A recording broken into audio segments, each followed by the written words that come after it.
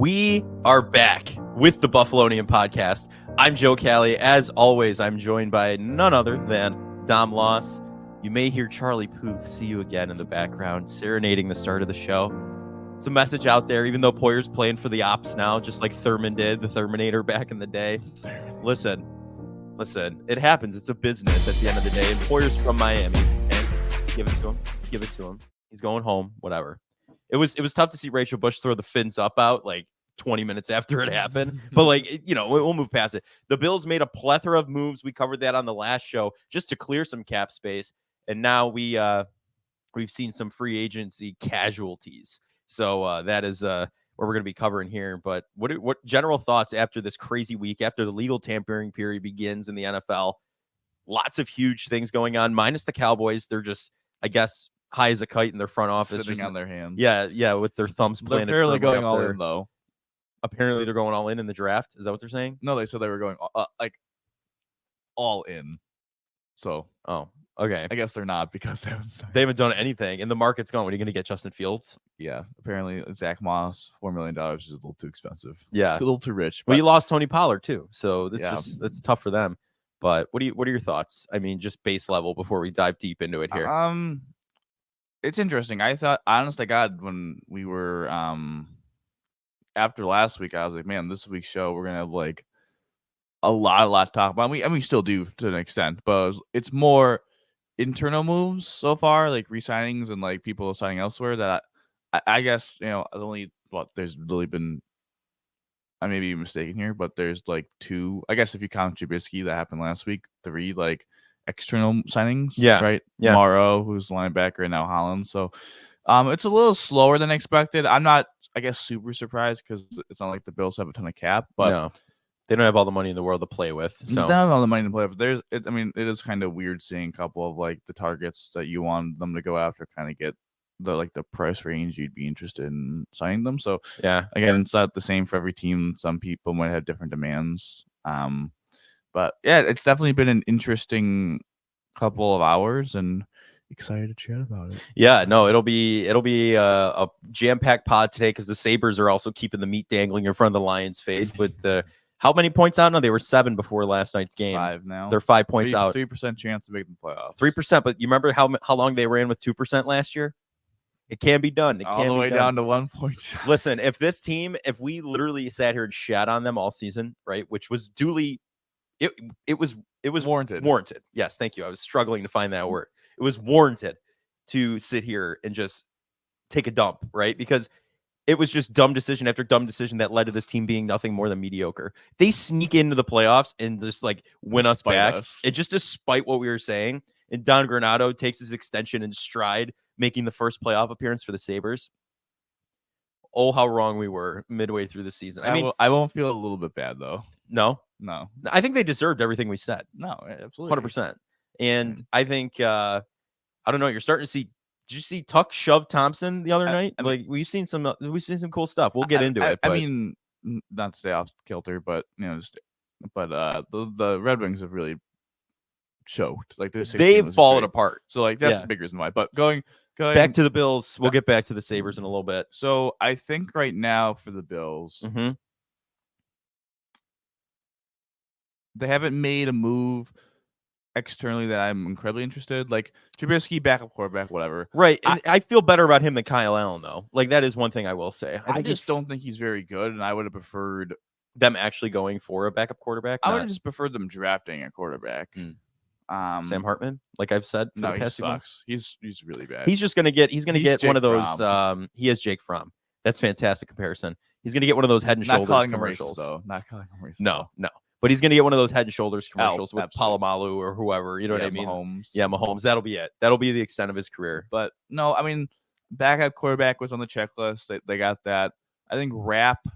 It's interesting. Is he the starting strong safety or is he the third safety? I guess we're going to find out. Cam Lewis comes back again, third or fourth safety, whatever. He played solid when he was asked to. So that's solid kind of not whatever signing. Morrow, the linebacker they signed yesterday, kind of The highlights on Twitter came quick of him just whiffing in the secondary. So we'll have to wait. But and he's see. a Dotson replacement. He is. I think he's a Dotson replacement who's going to play like that third linebacker. I don't know what that means for Dorian Williams or Balen Spector, but I mean, at least it makes the linebacker room a little bit deeper and replaces that loss. So that's fine. And then Matt Collins, I mean, you need a sure field replacement. Maybe people think it's shorter, so I guess that's kind of a veteran insurance for a position battle. So, before you talk about like the two big re-signings that the Bills had, but like those moves are just they're on the checklist. They're just not cool moves. No, they're not They're not maybe splashes. Rapp. Like Rapp may be the only guy that I could see like being a starter. Right. Everyone else is kind of like okay, depth. We got like depth you back. need to replace Dotson. Check. You need to replace Kyle Allen. Check. You bring back Cam Lewis. Okay, like you need more depth in the back end, safety wise. Someone in the system. Check. Again, short. Questions about shorter Sherfield probably on his way, not going to get re-signed. So Collins checks that box. So it's been that's why I'm saying it's interesting, like all the hype, and it's kind of been like a surprisingly slow start. Obviously, they get the $10 million from Tre'Davious White in June, so I don't know if they have maybe they've got something cooking in the burner or something like that. Sure, maybe a thought or something like that. But and they signed Leonard Floyd last year, I believe, on June 5th. So who knows with that? He went to San Francisco as well. So Oh, I guess also Allen restructured. Knox reworked. Yeah, don't say restructured. Don't say restructure because it doesn't mean the same thing. I guess I could understand that because reworked sounds more like a pay cut, and restructured sounds more like they worked with him on more like whatever. they just moved money around instead of money just disappearing, I should say. But we'll talk about Dion in 2 seconds. But the two obviously Poyer goes or whatever, but that doesn't impact the comp. I'm talking mostly about comp, but I will just say Poyer leaving. It's whatever. I think he's still a viable safety. So it's a good move for Miami, like on a team wise. And let's be honest, he always wanted to play at least in the state of Florida with the lower taxes, and now he's going to get that opportunity. So, and I just think booing him was just kind of like, do you see this man's shoulders? Like this man's shoulders are just like the AC. Do you see his shoulders? No. Look up Jordan Poyer, like a picture of Jordan Poyer right now. Like his shoulder is screwed. And really? His elbow is because he had like AC joint sprains. So his shoulder it's like a hill, it like just dips down. It's like really messed up, which I feel bad for. Let's see. Yeah, I'm looking right now. Just look up, not to be weird, but let's look up Jordan Poyer's shoulder. That's what I did. All right. Is there a good photo or no? No, I'll have to do some digging on that.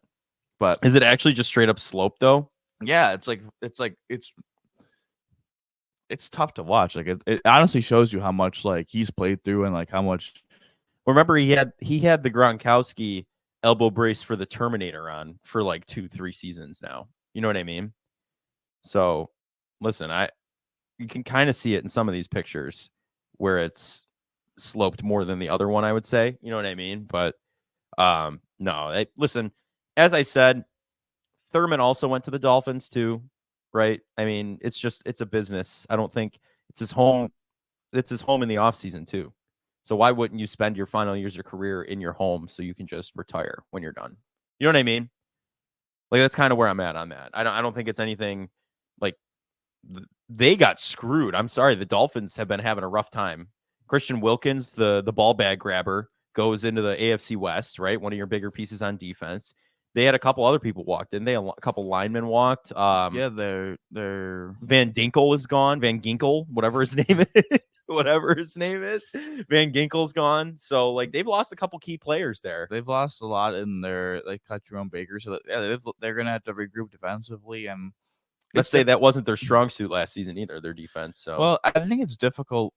A brief point on the Dolphins. I think I think it's a little bit what the Rams had to do, but like going without draft picks and only hitting on one player in Achane. Yeah. That crap eventually really piles up for you, and so we're seeing that now because then you had to be expensive with all that. So and they don't have the cap space. They were more cap held than the Bills were last week. Truthfully, yeah. So, with that being said, though, looking at the comp picks of the Bills that have lost, so Gabe Davis and Leonard Floyd Mm-hmm. qualify right now. I think we'll get screwed on that like Tremaine again? Probably. Right now, Yeah. they said Gabe's like a 4 and Leonard's a 5. So with Gabe, 3 for 39 could go up to 50. 13 is just too rich for me. Listen, he's had 800-yard seasons. He's had the 4 touchdown playoff performance. Yeah. Good leader because he was a team captain. Really good run blocker. So consistently inconsistent though at the same time. Again, just isn't a guy that you can count on every play. He's a flawed route runner. He is. He's solid deep, but like his blocking ability is fantastic. Remember that game he didn't get a single target, but he blocked the entire game? Yeah, it was named player. Yeah, player. He got the game ball for that. So I mean, listen, like there are upsides to him with his size and everything for sure, but he's definitely not a wide receiver too. Like he's just never been that. He's just never been a good enough route runner to do that. And he has a lot of like his analytical profile is not very good. So I'm A-okay with the Bills not paying him and moving on. And letting Chad Hall pick him back up for Jacksonville. Yeah. And then with Leonard Floyd, I think this is the writing on the wall that he wasn't going to resign. I think literally every time we said between AJ Epinesa, Daquan Jones, Leonard Floyd, who would you rather have? Whatever. I think both you and I would consistently say Leonard Floyd is 3 because of age, because of you knew he was going to follow the money. Like he was not. He was not. Didn't he tweet out? I wanted to get paid or something like that. I think on locker room cleanout day, he was like, I'm just going to follow the money, which I respect. Yeah, because like he's got the talent. I mean, he just had his best season of his career.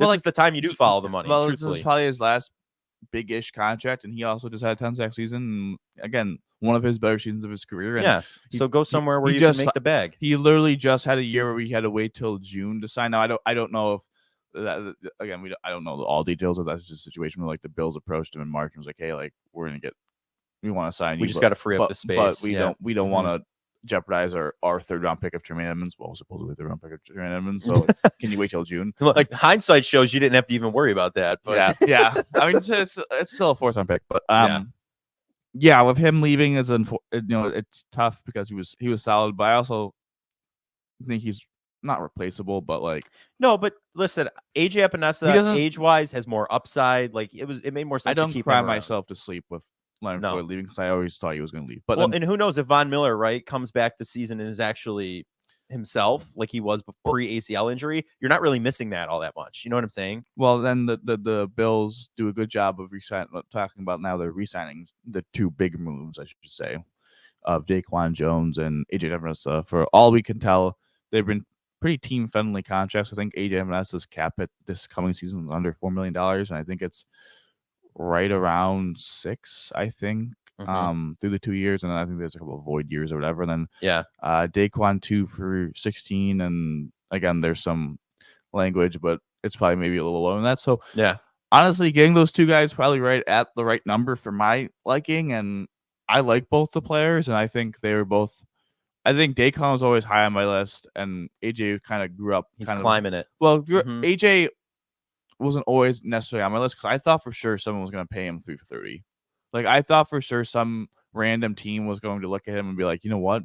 He's not a rotational defensive end. He's a starting caliber defensive end. And like we're getting a steal here. Like you know what I mean? Like Shaq Lawson signed with the Dolphins in 2019 for 3 for 30. So that's right. I thought that was going to happen with AJ, which I was like, I'm not willing to match that. But to get him at the contract they did is I think definitely worth it. And again, it's Vaughn Insurance. It's for a young player. Second contract on your team. Who's got the high ceiling right now. He's still building towards I don't know if it's high ceiling. I don't know if I fully agree with that. Like, I think his ceiling is I don't think he's at his ceiling. Like, I think he's he's a young ascending player. Yeah. His ceiling to me is 8 sacks. And he's been at that 6.5. How many picks though? Because he's an interception machine. 2, I mean, last year, but like he to me is like an 8-sack rotational player. And he gets like 6.5, but like I think again, he should be an 8-sack rotational player pass rushing, but also he's improving as a run defender, which is always a weakness in his game. So if he improves that too with being steady as the pass rusher he's been the last couple of years now. And his ability to affect the short passing game with his length. Listen, definitely worth it. I mean, you have Greg Rousseau, and that you have Vaughn, who obviously took the reworking, aka pay cut. Well, I mean, he's betting on himself with that too, because Sure. it's all bonuses for things which people incentives. are who bought the cap are like he's unlikely to hit them. But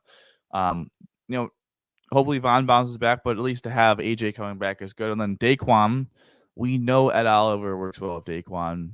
Daquan's a run stuffer, and it's fantastic. He's a great one too. And he was a really quality pass rusher. Yeah. Before he got injured, and then he had a little bit. Well, you got to think you're coming back from a torn pec, one of the most he used was muscles. Fine. He was fine, but like he just wasn't quite the same player, which is what you expected. But who knows? After an offseason of work, he might bounce back. Sure, I think that's exploitation. He's kind of. He's consistent even with the He's pec a injury. Weird player because he's an older player, but he's also probably was playing his best ball of his entire career. So again, he's at his peak right now. He's probably playing at his best right now in this moment. So I'm not like we signed an old man, an old guy, and we're trying to be young. But like again, D tackle and edge. This is what drives me nuts. Though people complain about no one.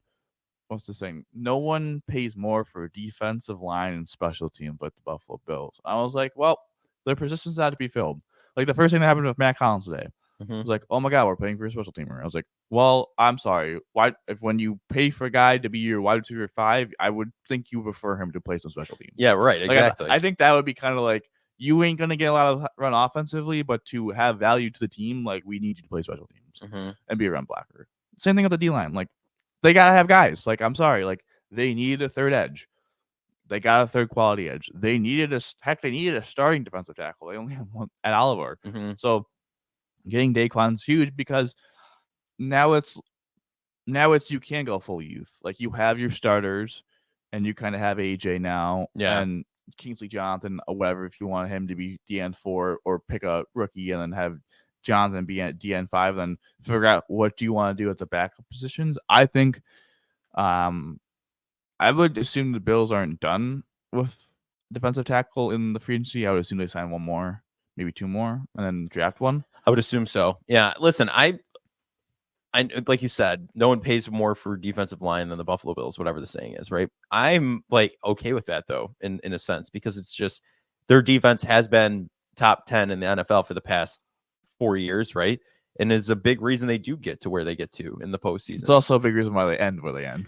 That too. 13 seconds, all that stuff is defense can't get a stop. So, we're looking to get younger though in the secondary, so that might help in the safety position at least. You have Taylor Rapp now, and Poyer and Hyde, as great as they were, you forget how much time has actually passed since they first entered onto the team, right? So it's and like how much. Yeah, I think what's underrated too is they were both, I think, above average. Like I think they were solid. So as a tandem together, they were solid in my opinion. Yeah, but the injury risk of those two players was significantly high. Those stingers for Hyde's neck kept happening. Poyer's shoulder and arm. Poyer just like getting beat up. Yeah. Like at some point you gotta be like, and their speed was dwindling. Both of them weren't as fast anymore. I think the Bill. I think I word this correctly. I think the Sean McDermott realized that there needs to be changes to the defense. Yeah. Well, maybe calling it himself this season, he really saw it. Bobby Babich, like I think their plan is to be faster, especially in the secondary. Yeah. Because they were always super smart in the secondary, right? Trey White, when they drafted him, not the fastest cornerback you could have, but he knew where to be at the right time. So speed might be where they go this smart time. Plus speed now. I think they want to get a little bit more from the back end. Yeah. So I'll be intrigued to see what they do. Talking about Deion Dawkins real quick. Yeah. The snowman. He really faked us out there. He had us in the first half. I was sitting at work, and all of a sudden we start getting whisperings of Deion Dawkins just being out, and we're like, what? And all of a sudden I look at Twitter, and it's been fun. I can try ranch on wings now and all this stuff, and I'm like, really, really, wow, this is insane. And then he just comes back, and I see on the Bills PR that they announced they re-signed him to a great deal. Mitch Morse even commented on the great deal. Did you see it on Twitter? Yeah, I just yeah, you were you taken aback by that at first when you saw him post that, or did you think that was fake right from the start? A little bit. I also thought it was pretty fake. I also thought there was no way they were outright cutting him. Yeah, like that's why I was like, people like they're not going to straight up cut him. Like he's under contract. He's a Pro Bowl left tackle. Like 3-time Pro Bowler. Yeah, like and he's if great. if he was actually leaving, he was getting traded for like a second round pick. Yeah, like I'm sorry, but like that was in my mind. I was no, they're not gonna just let him walk and go sign the group with. chats lit up. I'm like, oh my god, we're cutting Dawkins. Like, there's no way they're cutting Dion. Like, No. if Dion is actually not going to be on the bill, it is because they traded him to the team that he's going to Right. play at. Yeah, but the extension 3 for $60, gives them again was kind of as we alluded to an extension option that they can pull to get more salary cap, space this offseason. Also give reward a player that's been there since 2017.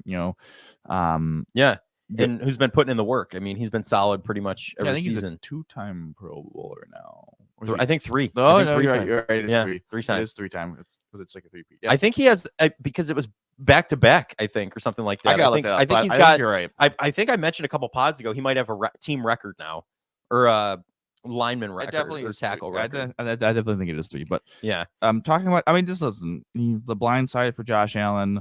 And they have good chemistry too. They have good chemistry. He's been very healthy throughout his entire career. Knock on wood. Knock on wood that I said that, but spoke that into existence. Healthy. Yeah, he's a 3-time Pro Bowler. You are correct. 3 in a row. Yep. Yeah. So again, he's been healthy. He's been stable as the blind side protector, and he seems like a good locker room guy. So it all fits there. And obviously, seems like a good locker room guy. He's the snowman. Come on, he's a great locker room guy. Bad. Sorry for me to just generalize my statement, but finally, also it helps with the cap space as well. So yeah, and that came immediately after the rumored Knox rework. So that still is that. I don't think that's been officially confirmed. I don't think that's been announced. Well, Jeff Fowler of ESPN is still the one with the report on Jeremy that. Fowler. Jeremy Fowler. Yeah, Jeremy Fowler is still the one with the report on that. So yeah. So I guess now if what we've gotten out of the news, I guess 2 questions. Okay. What do you think? Do you think? How do I word this correctly? The Bills have 11 draft picks. Over under being using 8.5 of them. Oh, that's a good one. I think 8.5. How much does he trade away? I think 8.5 is the right line because I would be trading with 3 picks. I think 8.5 is the right line. Yeah. Oh, I would say over under 8.5 picks. I think I was gonna say 9.5, but I think 9.5 is too much. A little too much. Because I have a feeling he'd trade away 2 with no problem. You know what I mean? Yeah, that's what I was thinking too. Because they got the comp pick in the 4th round. They got a couple fourth. They have a plethora of picks in the 4th round that they might just sell off. They have a plethora. I mean, yeah. So they don't plenty. have a. I say under. I think he goes aggressive and trades for some stuff. Yeah, under 8.5. I think they go over. They really you do. I think they at least draft 9. 9. Yeah, I think they draft 8. So I'm not thinking it's anything drastic. Well, I mean, yeah, they're not drafting them for like 4 picks or anything like that, but 8 picks. I don't know. I could see them doing a couple, but I don't know. I could see them actually doing more than 11. Well, I shouldn't say more than 11, but I could see them doing some trade backs. Yeah. I don't know if they'll do what they did like maybe we see a little bit of what they did last year because what did they jump to? What I mean last year, I should specify. What I mean last year is Bean obviously did not like last year's draft. Actually, there's 2 reasons. Probably didn't like last year's draft. Also knew those players were not going to make the roster. Like heck, the other players that he drafted actually in some time didn't make the roster. So like those would have just been wasted picks. Kincaid was his boy. So that's why he smartly traded like his 6th round pick this year for a 6th round pick next year is because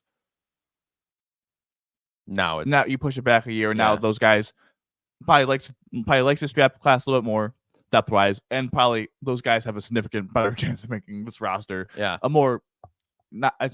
less veterans blocking the path to a roster spot. So I still think maybe we see a little bit of that where he trades out of this draft to next draft, just pushing the can down the road. Because again, maybe. Those latter picks for sure. Next year they're probably still in a tough cap situation as well until 26. So I could see that situation. But I could also see a situation where they trade down from 28 because now they don't have a 3rd round pick. Now it's like, well, okay. Right now, they don't have a 3rd round pick. The comp came out, 4th round pick. With the comp as well, they've already made 1 change with Cincinnati's comp. I think they got rid of 2 6th round picks and gave them a 3rd or something like that. So there's 2, and there's been also said that like Buffalo, and I'm blanking on the 3rd team on top of my head, that also should be talking about to the NFL complaining, and maybe they change the formula. So maybe they could still get a 3rd round pick. But right now, I think going from the 2nd round to, I think the second round pick, they have 60, right? Yeah. 60. To their fourth round pick is a pretty big drop. Like that's, I think, about 60, 70 spots. So I wouldn't be surprised if the Bills traded down the first round, maybe even out of the first round entirely, and picked up a third round pick. Yeah. It's not out of the question, that's for sure. Because in my mind is this. It's such a deep class for wide receivers too. I'm not really in the You're not on the wide receiver train? No, I'm trying to make sure I words correctly. I'm not really on the we need to get this X wide receiver. Mm-hmm. Like outside, you don't need like a shorter or anything like that. Shorter? No, not him. He's a. I don't even consider him a wide receiver. I think he's just a gunner. Yeah. I'm sorry. I just don't see it. Like that dude was a 5-star. Went to Penn State. Right. Sucked. I just meant you don't have a specific name for a wide receiver you're like eyeing up in the draft. Well, okay, shorter is a little different. I think he just like happened to be there, but yes, I think it's like Kyrie Elam, I should say. Like we just had cornerback. Like they needed a cornerback. Mm-hmm. He was the best guy on their board. Whatever, even if he's the first guy on the board. I'm not tied to wide receivers to say. Like if Brian Thompson's there, cool. Grab him, Thomas, whatever. Thomas. Brian Thomas, yeah, grab Xavier him. Worthy, he's your guy, grab him, sure. But like if those guys go and like there's only one of them left, like I'm kind of not in pro trade up mode. Like I just don't think they should do it this year. Mm-hmm. Like there is an article on the Athletic of like the Bills trading up from 28 to 19 to draft Brian Thompson. And that to me is just I think Brian Thompson's a nice player, but trading up 9 spots for him is a little too much. Because I think it was like something where like they traded their second round pick, but then they got like a third round, like they traded back or something. I don't know how they did it, but yeah, I just didn't like the move because I don't think the Bills should be trading up, especially that high.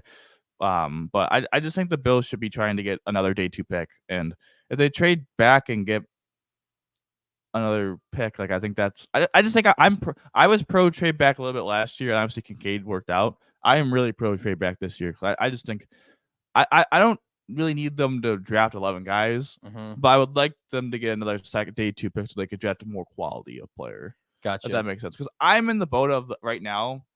I guess this is going to lead into my second question of what position do you think they should go after do a free agency if they had. But before I ask that question, I'm kind of semi now starting to be in the boat of they should just double down on wide receiver, kind of how they did at the end. Yeah, not back-to-back picks, but like your first round pick and your third round pick per se. Yeah, no. Well, now they don't have a third round pick, so me. Yeah, fourth round pick. But point still stands. Like I think they should be drafting one guy with their first 2 picks, and they should another guy with their higher day 3 picks. Okay, no, I don't mind that. I mean, where your question was what to do in free agency or something like that now? So my question is this before we move on to the Sabres. I would assume other than depth moves, the Bills kind of have one left in the chamber. Shouldn't have been like guns, the one in the chamber. But they got one in the chamber where they could shoot. Like the Leonard Floyd contract. Like they have one like, hey, like we go after this free agency, it will affect the comp, but like Connor McGovern. Like I guess that would be maybe a better because that really worked out. But like I think they have one shot left in the chamber. What position do you want them to take the shot in? I have mine, but I'm waiting. I want to hear yours. Okay.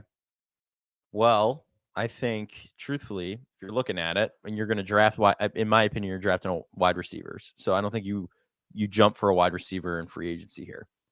Maybe safety, like Simmons, like a solid talent out there. I think you go for it. Why? No, I'm in a 1,000% agreement with you. Are you really? Yeah, I think it's because I saw Simmons got released. I'm like, oh, that could be big. That could be big. Because imagine so you're really gonna run Taylor Rapp and DeMar Hamlin. Here's my thing, like that's what we're gonna do. Like you need to get a veteran safety. I guess maybe they have like a shot and a half. I should say because I think they have a bullet and a half left. Because I think what's gonna happen. I think Dotson's gonna sign a contract where he impacts the comp. Yeah, like I think he signs. For he ended the season great. I would be fine with that. You have 3 spots. I think this is how it works. Where they sign 2 guys. I don't know how it works, but I think they're offset by signing 2 guys. So I guess maybe they sign more of a veteran receiver, not maybe a little higher than Matt Collins, so they don't have to go double up. But I think safety is quite frankly, It's your biggest need right now. One of I would say. I think it's the biggest need through free agency because I think in the draft There's not depth in the safety class at all. It's kind of bad. It's not a great class where Mhm. yes, I think you could get someone like Cam Kitchens or Cole Bishop. Like Mhm. I think you could get them at like at the end of the third round pick, so it's kind of unfortunate. Well, I'm just gonna keep reading it. End of the third round, like those would be like the guys to draft. Yeah. It's just not a quality safety draft. It's a quantity safety draft. Like you could probably draft a guy that could be really solid. But he's not going to be like you don't need to be a game changer, but I don't know if you could expect him to jump right in, which is why I like the rep contract, because if the guy's not, I still think they should draft a safety, but I just think in free agency, I would prefer that they take a swing at a veteran. Cam Curl still available. Mm-hmm. Fortunately, Jeremy Chin's off the board. You mentioned Justin Simmons. I just think his price tag is going to be too high. It's gonna be too high, but that's just an example. You want a veteran safety who can play. Yeah. I think if I was the Bills, if I was Brandon Bean, thank you, Brandon Bean. First off, I'm a big baller right now, so I'm really gotta get some sunglasses. Yeah. I think they should again look to double up on wide receiver in the draft a safety and sign a safety. So you have draftee, other free agent signee, and ramp. I think that's a solid room. And then just look to fill out the interior offensive line and defensive line and go from there. As right? one said, let Broncos country, let's hide. Yeah, you hear now it's Steelers country. Let's manufacture. That's what the new saying is.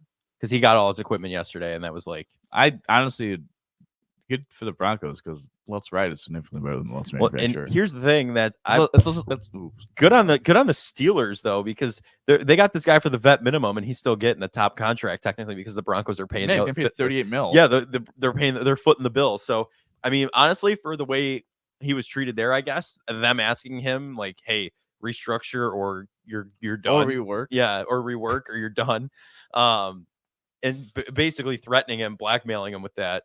He stood his foot in the ground. They cut him. They have to pay him all that money. Good on the Steelers for just being like, all right, we're getting you the vet minimum, and you're going to take the rest from the Broncos, No. And they get their whatever bridge quarterback, whatever they're going to do with Kenny Pickett. I have no idea, but that's a topic for some Steelers podcast out there that's hyperventilating that Russell Wilson is their quarterback. Who else did they get? They got Patrick Queen. That's right. And they traded Deontay Johnson to the Panthers. I've seen Jersey Jerry After Dark. We're fans of the program over there, but he's a big Steelers fan, and he's like Super Bowl, Russ Queen. I'm like, nope, you cannot. That's not happening. But anyway, that's time to wrap up the Bills there. I think we should do a mock draft in the coming weeks before the draft. I think that'd be interesting to see where we think people fall and things along those lines. So maybe we'll do a live mock draft, do some tier lists, something like that. But it's time to talk about the thriving Sabres with a 3% chance to make the playoffs, 5 points out from the nearest playoff spot. Absolutely wild. And guess what? You know where they play their best hockey? Away on the West Coast. You know where they're going next week? Doing a couple West Coast trips. I'd like to hear it. Yeah. So listen, it might happen. Listen, if they didn't get swept by the freaking Ducks, they might be. Yeah. Anaheim, if they could get past them, that would have been the thing. But they defeat the Detroit Red Wings last night 7-2. 7-3. 7-3. And I mean, looked like the high event team, but the Red Wings also are crumbling into a puddle of nothing on the ground. So they play them again soon, don't they? The next couple games they rematch. Play them on Saturday. So if you've done it once, let's just do it again. Just sweep them this week. So hey, in regulation, listen, big win in regulation as well. So yeah, you got the 2 points you needed there. Got 4 points against Edmonton. Them getting screwed, and then imagine winning a game twice. Couldn't be me. I mean, only team in history that could do that. Imagine them missing imagine if they lost that Shia and then they missed the playoffs by a point again. Here's my question to you. Oh gosh. Does that call, the offsides call happening and them bringing everyone back out onto the ice, even though they were changing the locker room, show you that no goal could have been overturned in 90s? Well, yeah, it should have been. Yeah. Sorry. Is that I don't know. I thought about that when I saw that. I was like, that's very frustrating. I am very adamant of saying the offside rule sucks. Yeah. I think it's you can't. Yeah. When I played, I hated it. First off, I just don't like it because I think it's soccer-ish. It's too soccer-ish for my liking. Mm-hmm. But I also just think with the challenge system, I just think it's broken from the fact of like the Sabres entered the zone 20 seconds like the offsides happened 20 seconds before the Sabres scored. I could understand challenging offsides if it's like, hey, like I'm like you guys had a 3v2 when the one dude just didn't drag a skate and you guys scored, but like he was offsides and they missed it. Like I think that's an appropriate use of the offside challenge. I think there should be a time like cut off. Yeah. I don't know what it is, but like 20 to like literally they scored with 2 seconds left and it's like, all right, it's tied again and we're gonna have 20 seconds on the clock. It's like, bro, it's 20 seconds. Like this, they scored with 2 left. Like that just, I don't know. I just think that's bull. And also it just feels like this year more than others. I know the Sabres had like a streak where they got like 3 straight challenges, right? But like recently, it just they also got last night they got a goal taken back from the offside. Yeah, right. So like, I don't know, man, it's just lame. Yeah. No, I mean it's that was exciting to watch, I guess. TV didn't come back until they were already like ready to go. You know what I mean? But it was bizarre listening on the radio. It was because they kept it there the whole time, Pat and Brian. So they stayed with it the entire time. They're like, oh, I guess we're going back now. And then like they came back later. I guess we're going to shootout. Yeah. But, so and then UPL on his birthday clutched up. Tuck and Thompson clutched up. And Tuck was apologizing to Owen Power after the game for the going off sides on the goal. Owen Power, though, I mean, just powered in and just went to it, literally. Like, he just barreled into that zone and just that's what you want to see out of him, truthfully. It's offensive defenseman. Come on. It's been an interesting couple of days since the trade deadline, I'll say that. Yeah. Like, I think Kyle Okposo's gone. Yeah, my dad will definitely say it's because traded. Yeah. But honest to God, it's a little bit of Okposo, probably one of your slower skaters off. Eric Johnson, definitely one of your slower skaters as well. Yeah. He's gone. Byram is playing fantastic with Darlene. Middlestat, it's very interesting with the Casey Middlestat conversation. And it's not like this isn't a knock on Casey, and this isn't like me trying to like go back in time and say like, he wasn't great. This isn't me crapping on him. But I do think the talk of, he is a play style the Sabres don't have, right? More of a possession, kind of grind it out, but also produces points forward. I do wonder now with the switch from him to Byron, who is that fast pace, speed skating defenseman, can join the rush and then get back. Yeah. Like, I do wonder if like that honestly is a better fit. Like, yes, Casey brought an element to the table that the Sabres didn't have, but like that wasn't a perfect fit with high flying Sabres hockey that I feel like they do their best in. Like, Byram is literally like, if you wanted to create a character to fit the system, like he's what you're looking for. He's what you're looking for. So I do wonder if that's kind of, now again, we're rolling 3 games in. So like, I know, but that kind of makes you look at Kevin Adams like nice, like great work. Nice. Like you knew what the team needed and you just nice. Did it. Yeah. Like nice. Like, like all that. So listen, I like Byram so far. What's not to like? I mean, he has 4 points in 3 games, 3 goals. Should have 5 points. Yeah, and you mentioned when we first, like last Wednesday, right? We thought it was going to be all Sabres pod, then the Bills took over the media. So we ended up talking about Casey Middlestat briefly being traded, but you were talking about his ceiling in the Stanley Cup playoff, right? Mm-hmm. That's like not what we're seeing yet, but he's building towards that for sure. You know what I mean? So either way, I mean, it's a cool thing to see, and he's an awesome player, and I'm really, really excited to see him. Yeah, and I think, when we talk about his ceiling, he's only 22. Yeah. I think that kind of gets lost in translation a little bit. Right. He's really young. I mean, he's a year older than us. He's okay. God, he must feel old. Or a year. He's actually. We got to see when he turned 22 to see the exact math on that, but that does make me feel incredibly old. Well, Owen Power is a couple months. Well, Zach Benson's 18. So. Yeah, Zach Benson's 18. Like, we're at that point now where we're starting to see players like this NFL draft. They're going to be our age. Yeah. And we're not 6'5" monsters. 250, running 4.3. But yeah. No, I think there's a Middlestat. Again, this isn't me trashing on him. This is just fact. He's 25. Mm-hmm. Byram is 22. Like, I think that matters. Like, that's kind of a better fit maybe to what your core is age wise. And again, I think it's a situation where I think he's kind of unlock like this high flying pace that they've been playing on, and now you see Power kind of doing it, as you allude to with the goal, like Darlene. I like Darlene on the right side. I'm gonna be honest.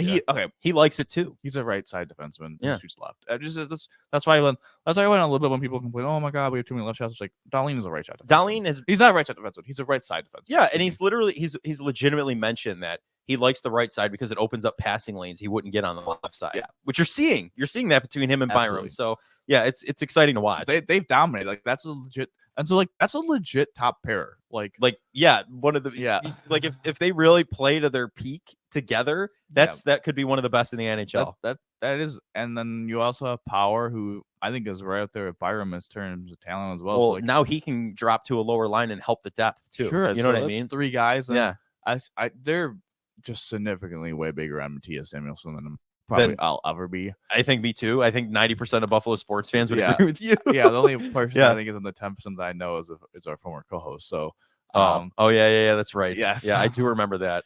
But I think there was a Matthias debate in earlier pods at one point too. Yeah, sure. But I think it's gonna be interesting, kind of what their next move is as well, because as we alluded to last week, it seems that this is kind of the beginning of the new era. Kind of a little bit of what the Bills do with their new leadership. But it's the beginning of a new era for both teams. Both teams, because I think Dahlien's going to be named captain. But it's also like, who are they going to add now? Because there's been rumored reports that they're going to trade Yoki Haru, who I think has played better, but again, kind of the third pair kind of guy. And if he's going to get $4 million in arbitration this offseason, like, that's a trade candidate right there. Like, you're not paying him $4 million. That's kind of just insane to do that. Maybe you could get someone to take Clifton's contract. That's how you free up cap space. But it'd be interesting what their next move is, because they do, in my opinion, need to add a veteran center. So I think that'll be fascinating. But I mean, they played really well last night. It was kind of, and I mean, Benson had, I believe he ended with 3 points. He had a really nice night. Greenway looked really good. Again, Greenway always, to me, will be a guy that's like, if he could ever just become the 4th line penalty killer, like, that is the perfect for him. Yeah, absolutely. I thought him, Cousins, and Benson had a really nice night. Our man Peterka, his 21st of the year. He's played, I think the biggest thing for JJ, obviously with the goal scoring, has been defensively. He's been really sound, really improved in that area. So we always talked about Quinn being more the two-way guy, but now JJ kind of having that to his game. Yeah, and he's having a season. Mm-hmm. So I mean, and Benson already is kind of that guy too as well. So I think that'll be very interesting. And then Tage and Tuck, I mean, they're kind of looking like themselves again. They're getting you something at least. And then Jeff. Did you see the push that I was talking about earlier? Yes. Yeah, that was pretty cool. That was like the slingshot, like in Talladega Nights. Slingshot engaged, shake and bake. You know what I thought about that? You're gonna laugh. Yeah, roller champs.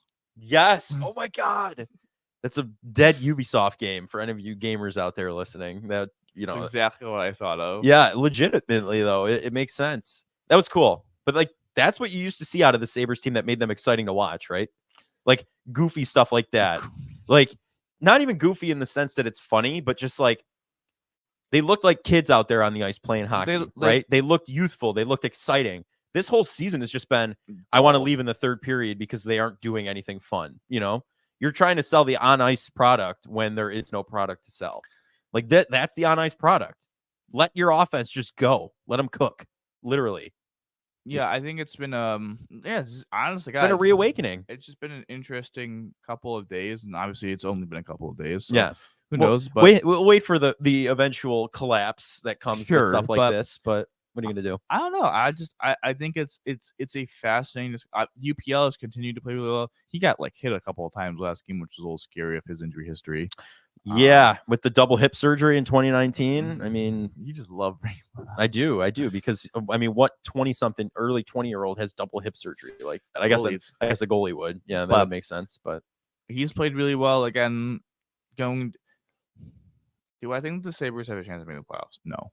I just don't. I don't want to get my hopes up. I don't want to get my hopes up because I will say this. I think eventually UPL is going to have to slow down. I mean, goalies are voodoo, and he can continue to prove me wrong, and I'll be good for him. And this, I mean, the word you hear is unless he's injured or healthy, he is playing pretty much, and it's not a weird back-to-back. As long as he can play, he is going to play. Yeah.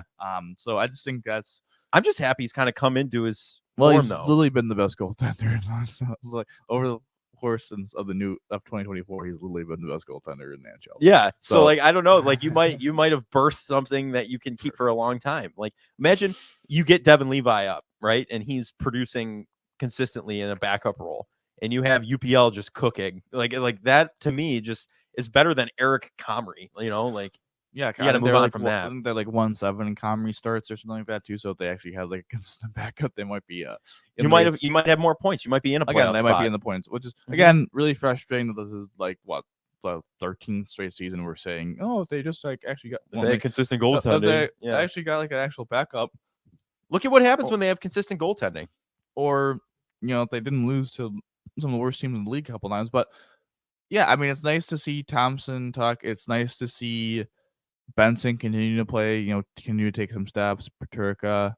I'm just hopeful for this, the season to end on a high note. I can't remember who posted this. Do you want it to end on a high note and then have Adams be like, all right, we got our team for next season. Free agency, we got nothing to worry about. This is my thing. Or like, do you want it to end bad so they're like, okay, we got to fix some stuff. This is funny.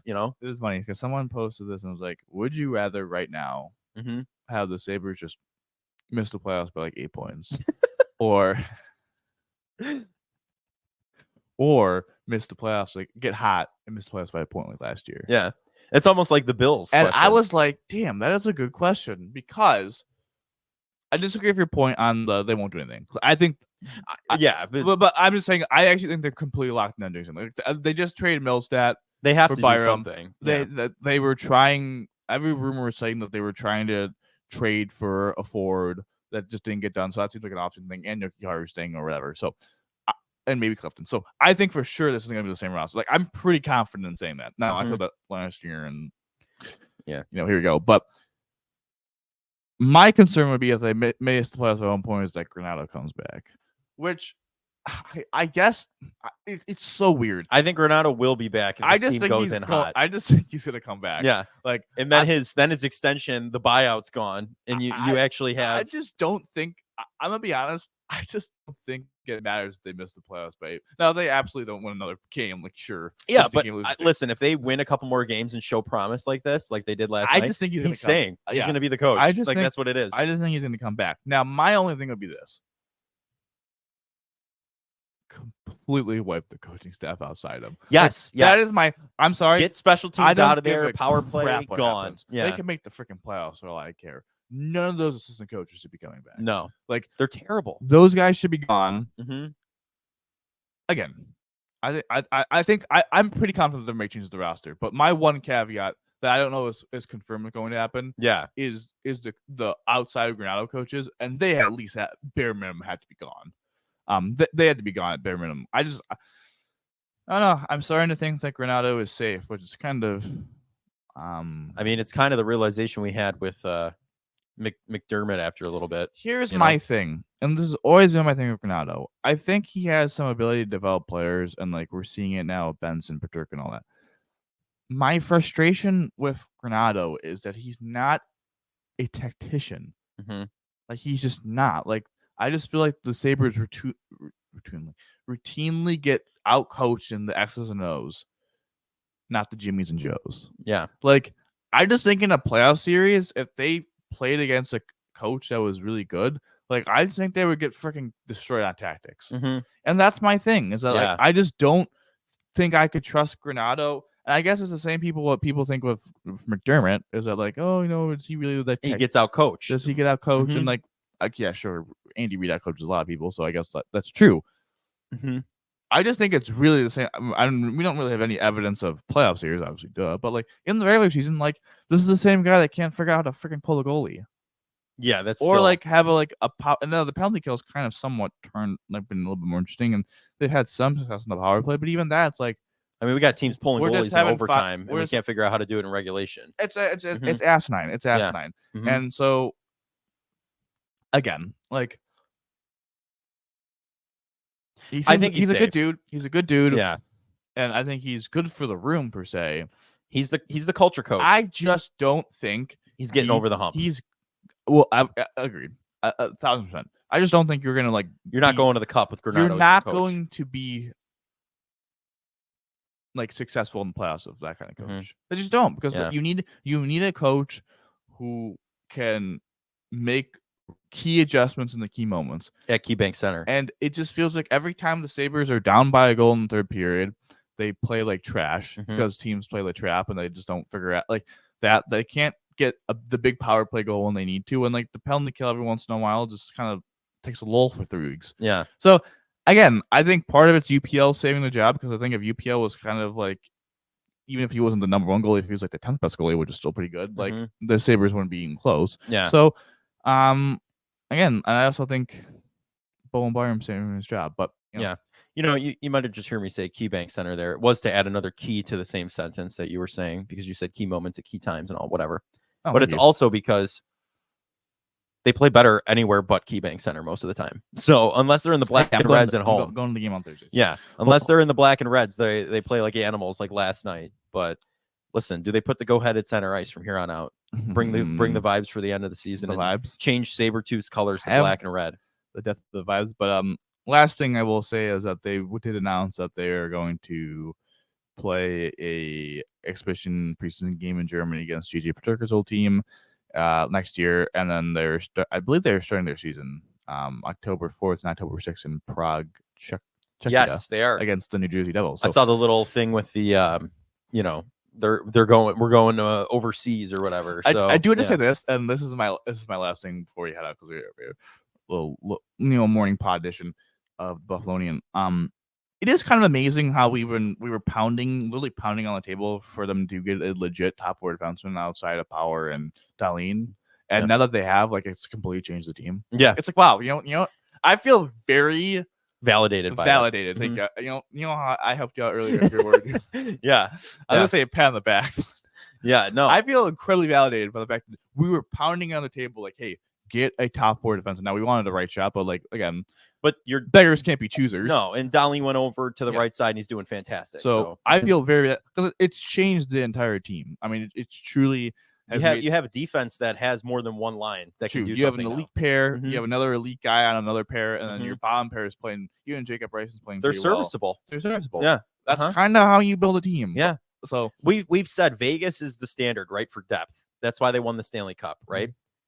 Also for Cap, but also for Cap, whatever. LTIR. Anyway, trash. No, that's you want depth. Any of their lines can play with any of the best lines in the NHL. That's just how it is. So the Sabres are maybe looking to do that. They're starting to on defense, so that's what's exciting here. But it's a lot of news. A lot of news this week. No new Bills news. No new Bills news as we're recording this. So if anything comes out after that, we'll talk about it next week. But without further ado, that's going to do it for this edition of the Buffalonian Podcast. I'm Joe Cali. As always, I'm joined by none other than Dom Loss. And Dom, how do we always end these, buddy? Go Bills, baby. Go Bills. Go Sabres. Let's get to the playoffs with that. Go Bandits. Go Bandits.